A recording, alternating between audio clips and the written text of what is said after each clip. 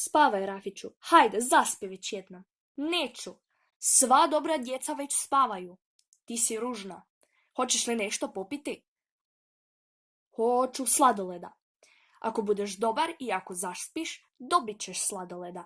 Hoćeš li da ti, kao i jučer, ispričam jednu lijepu priču? Neću, ali vrlo lijepu priču. Priču o Crvenkapici i strašnom vuku. Neću Crvenkapicu, neću strašnog vuka. Tako, sad ćeš biti dobar i mirno slušati. Bila je jednom jedna djevojčica, zvala se Crvenkapica. Zašto? Zato što je na glavi uvijek nosila crvenu kapicu. Sladoleda, sutra. I što radi mala Crvenkapica? Ide posjetiti baku koja živi u kolibici duboko u šumi. Šuma je tako velika, kad bi jednom u nju zašao, ne bi više mogao naći izlaza. Stabla su se uspinjala do neba. U šumi je bio mrkli mrak. Neću slušati. Svi mali dječaci znaju priču o Crvenkapici. Što će reći Rafijevi prijatelji kad saznaju da Rafi još nije čuo za tu priču? Ne znam. Eto vidiš, Crvenkapica tako ide kroz šumu, kroz ogromnu mračnu šumu. Posve sama i tako je strah da drhti cijelim tijelom. Dobro, zaspaću.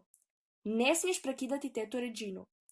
Crvenkapica ide sve dalje, sasvim sama, sve dalje i dalje, sasvim sama.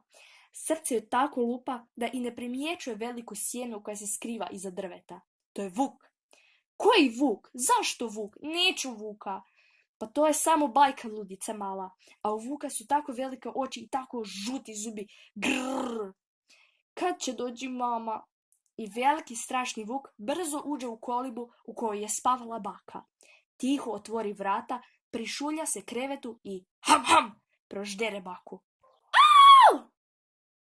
U pomoć! U pomoć!